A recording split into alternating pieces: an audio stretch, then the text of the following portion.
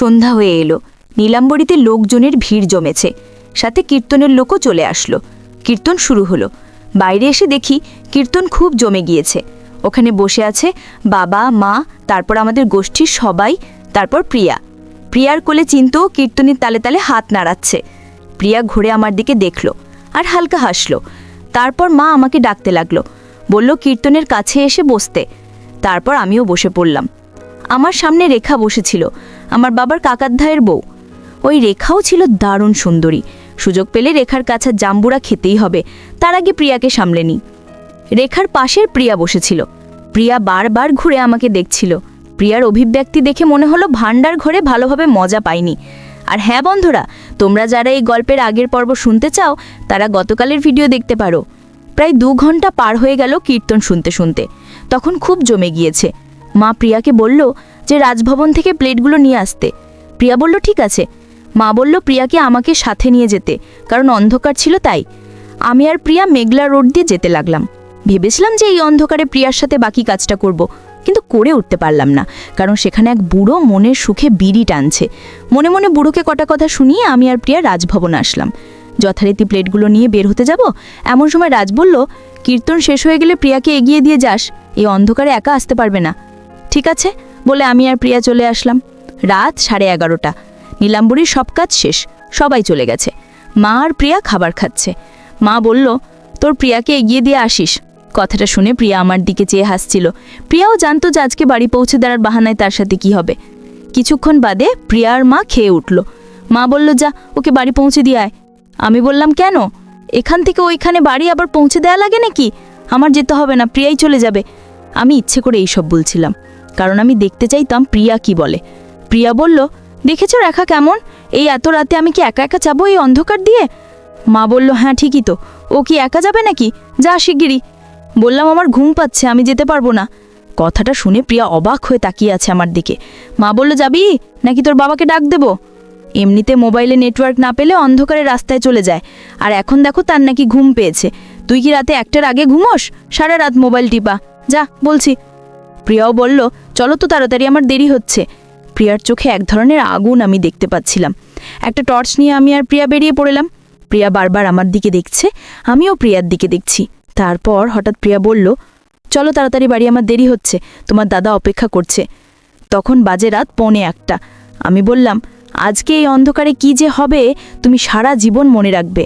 প্রিয়া বলল ইস আমাকে আজ পাগল করে দাও বাবু, তখন ভান্ডার ঘরে কিছুই করতে পারিনি, সেটা এখন করব। এই বলে আমি একটু আশীর্বাদ করে জাম্বুরা খেতেই যাব, তখন প্রিয়া বলল বাবু এইখানে না, ওই দিকে চলো। আমি আর প্রিয়া ছিলাম হাইওয়ের টাসে মাটি রোডে। প্রিয়া ভয় পাচ্ছিল যে যদি কেউ চলে আসে, তাই আমি প্রিয়াকে টেনে পাশের একটা বাসস্টপের পেছনে নিয়ে গেলাম। রাত 12টা, মানে গ্রামে কেউ বাইরে থাকে না, আর এটা ছিল বাস স্ট্যান্ড, আর রাত্রে এখানে কারোর আসার প্রশ্নই আসে না। ঝোপের ধারে জাদুর লাঠি বের করে আশীর্বাদ করে প্রসাদ দিলাম প্রিয়ার মুখে। বললাম কীর্তনের সময় ভালো করে প্রসাদ খেতে পাওনি, এখন এই প্রসাদটা খেয়ে নাও। বন্ধুরা, ইউটিউবের করা নিয়মের কারণে কিছু ঘটনা সরাসরি বলা যাচ্ছে না। তোমরা কমেন্টে দেয়া লিঙ্ক থেকে আমার ওয়েবসাইট ভিজিট করো, সেখানে একদম খোলামেলা গল্প দেয়া আছে। এভাবে 40 মিনিট কেটে গেল। প্রিয়াকে বললাম আপাতত পেটিকোট দিয়ে হাত পা মুখ মুছে দাও, এরপর বাড়ি দিয়ে ফ্রেশ হয়ে নিও। এমন সময় আমার ফোন বেজে উঠল। দেখি মার ফোন। রিসিভ করতেই বলল কিরে কতক্ষণ লাগে প্রিয়াকে দিয়ে আসতে? আমি বললাম রাজভবনে বসে গল্প করছি রাজের সাথে, 10 মিনিট পরে আসছি। মা বলল তাড়াতাড়ি আয়, তোর বাবা বলছে এত রাত হয়েছে, তাড়াতাড়ি বাড়ি আয়। আমি কি করব বুঝে উঠতে পারছিলাম না। এদিকে আরেকটু করতেও মনে চাইছিল, আবার প্রিয়াও দেখি উতলা হয়ে বসে আছে আর একবারের জন্য। যদি দেরি হয় বাড়িতে যেতে তাহলে আমার রক্ষে নেই। তারপর আমি সিদ্ধান্ত নিলাম যে আজকে আর সম্ভব হবে না। প্রিয়া তখন ওইভাবেই দাঁড়িয়েছিল। বলল কি হলো ভাই, আসো না। আমি বললাম আজ মনে হয় আর হবে না, মার ফোন এসছিল, আমাকে বাড়ি যেতে হবে। এই কথা শুনে প্রিয়ার মন খারাপ হয়ে গেল।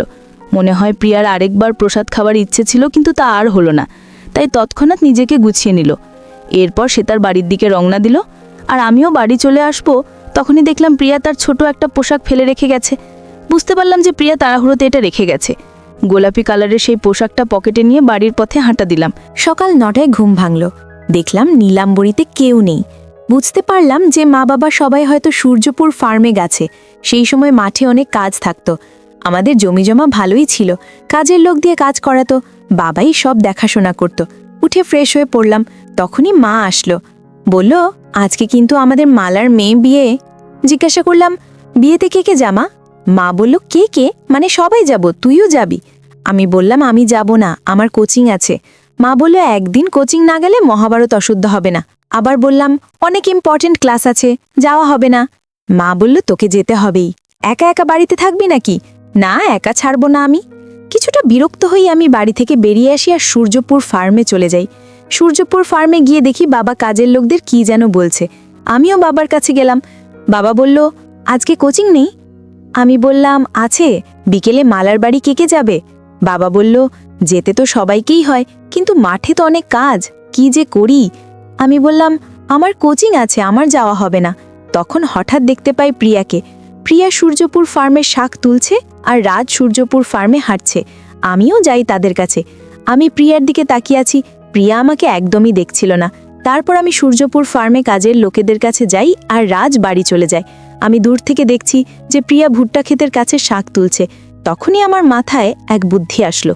কাজের লোকেদের বললাম যে তোমরা কাজ করো, আমি ওই দিকে থেকে আসছি। আমি প্রিয়ার দিকে সরাসরি গেলাম না, আমি খানিকটা ঘুরে গেলাম, কারণ সূর্যপুর ফার্মে অনেক লোক ছিল, যে যার কাজ করতে ব্যস্ত। আমি কর্নফিল্ডের ভেতরে ঢুকলাম। ভেতরের গাছগুলো ছিল অনেক উঁচু, প্রায় 8 ফুট উচ্চতার কাছাকাছি। প্রিয়া যেখানে শাক তুলছে সেদিকে যেতে লাগলাম। ক্ষেতের শেষ প্রান্তে এসে ভেতর থেকে প্রিয়াকে দেখতে পেলাম।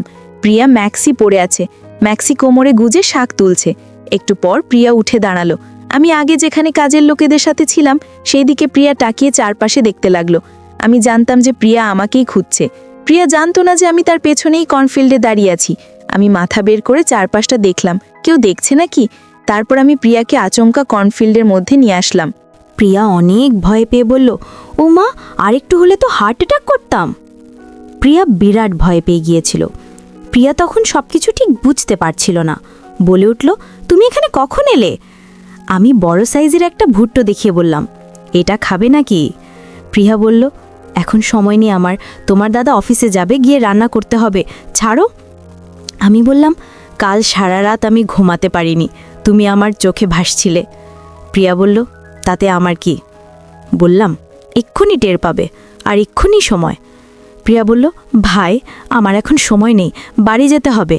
কিন্তু আমি নাছর বান্ধা, কোনোভাবেই তাকে বাড়িতে যেতে দিচ্ছি না, বরং ভুট্টাটা বারবার এগিয়ে দিচ্ছি। প্রিয়া বলল, ভাই তুমি কেন বুঝতে পারছো না? আমার যেতে হবে, তোমার দাদার অফিস আছে, রান্নাও বাকি আছে। আমি বললাম, প্রিয়া তুমি তাড়াতাড়ি ভুট্টাটা খেয়ে নাও, সকালে নাস্তা করনি, তোমার নাস্তা হলেই আমি তোমাকে বাড়ি যেতে দিব। উপায় না পেয়ে প্রিয়া উবু হয়ে বসে ভুট্টো খেতে শুরু করলো। মিনিট 10 পর প্রিয়া অদ্ভুত শব্দ করছিল, খোলা মাছ, তারপর আবার ক্ষেতের মধ্যে। হওয়ার ভাগ্যে শোনা যাচ্ছিল না। একটু পর ক্ষেতের ভেতরে একটা কুকুর ঢুকে পড়ল। কুকুরটা বোধহয় শব্দ শুনে চলে এসেছে।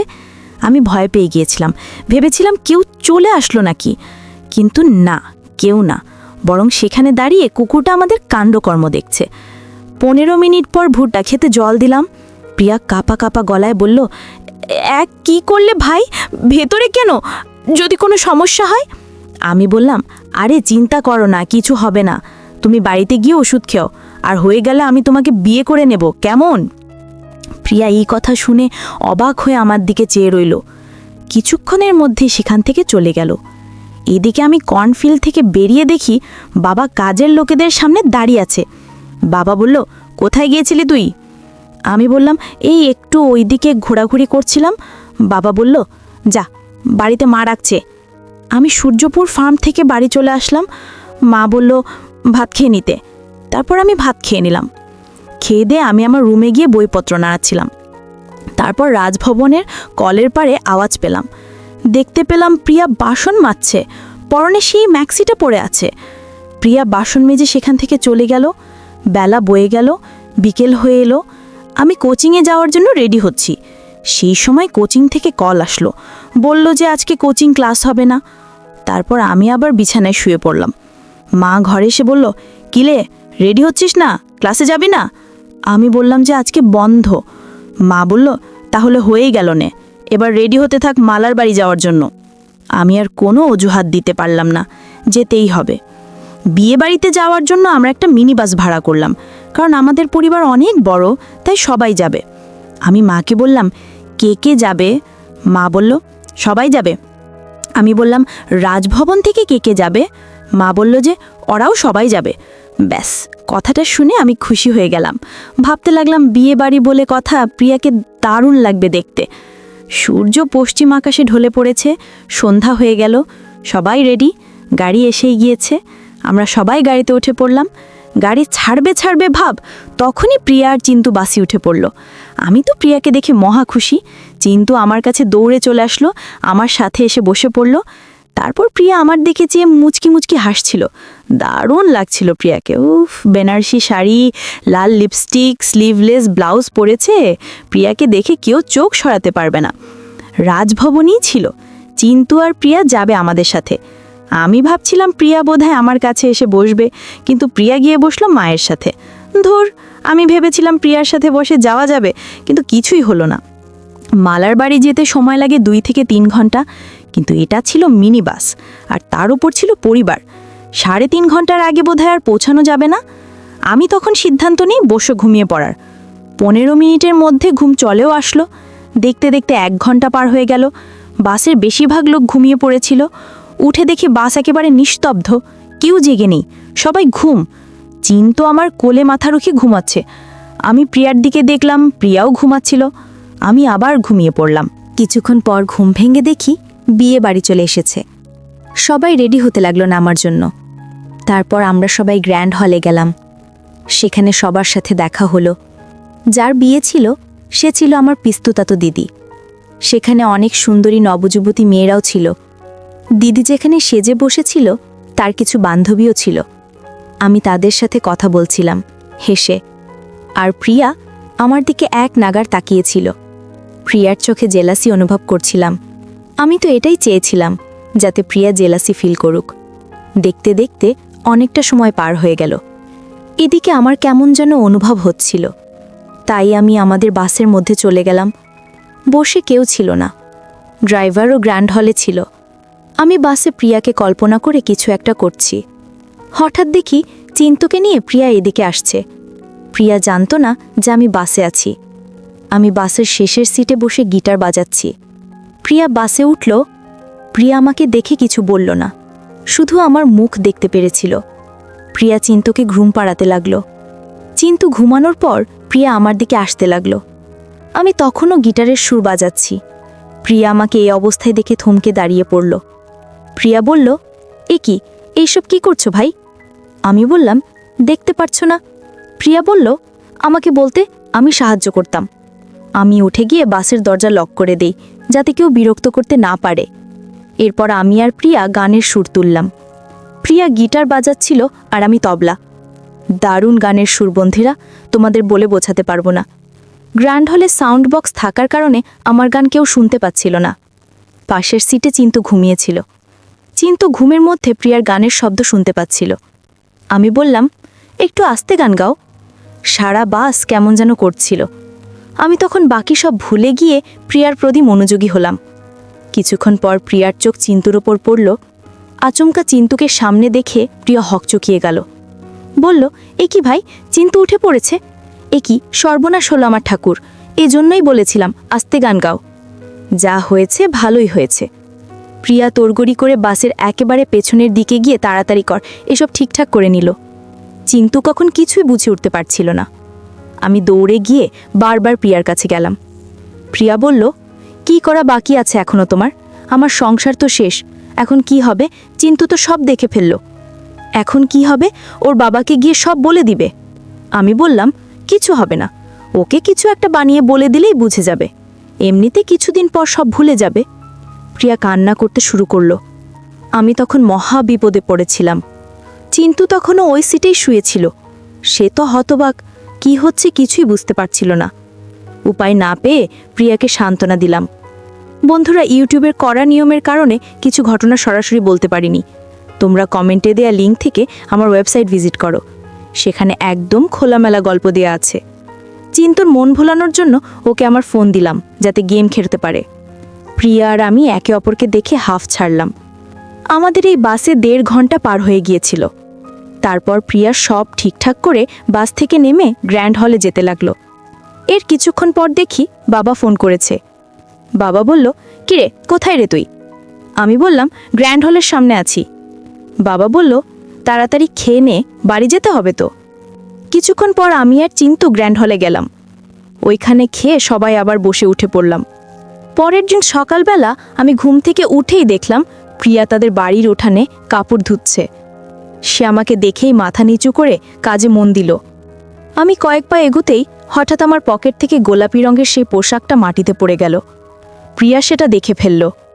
তার চোখ ওয়াইডেনিং হয়ে গেল, কিন্তু সে কিছুই বলল না, শুধু তাড়াতাড়ি কাপড় ঝুলাতে লাগলো। বিকেলবেলা মা আমাকে ডেকে বললেন, রাজভবন থেকে কিছু মিষ্টি এসেছে, ওটা নিয়ে যাও। আমি মিষ্টির হাঁড়ি নিয়ে যখন রাজভবনের দরজায় পৌঁছালাম, তখনই ভেতর থেকে বেরিয়ে এলো প্রিয়া। সে চোখেই প্রশ্ন ছিল। আমি হাঁড়ি তার হাতে দিতেই সে খুব নিচু গলায় বলল, ওটা ফেরত দিতে ভুলে গেছো না? আমি জবাব দেবার আগেই ভেতর থেকে রাজের কণ্ঠস্বর ভেসে এলো, কে রে? ওই, ধন্যবাদ মিষ্টি নিয়ে আসার জন্য। আমি তাড়াতাড়ি সেখান থেকে সরে এলাম। সন্ধ্যায় আমি আমাদের বারান্দায় বসেছিলাম। তখন প্রিয়া তাদের রান্নাঘরের জানালা দিয়ে বারবার আমার দিকে তাকাচ্ছিল। মনে হচ্ছিল সে কিছু বলতে চাইছে, কিন্তু পারছে না। হঠাৎ তার মোবাইলে একটা মেসেজ এলো। মেসেজে লেখা ছিল, কাল সন্ধ্যায় ভান্ডার ঘরে ওই পোশাকটা নিয়ে যাব, কাউকে দেখানো যাবে না। মেসেজটা পড়ে আমি বুঝতে পারলাম গল্পটির আরও একটি অধ্যায় বাকি থেকে গেছে। বন্ধুরা, এরকম গল্প পেতে চ্যানেলটি লাইক ও সাবস্ক্রাইব করে আমাদের সাথেই থাকুন।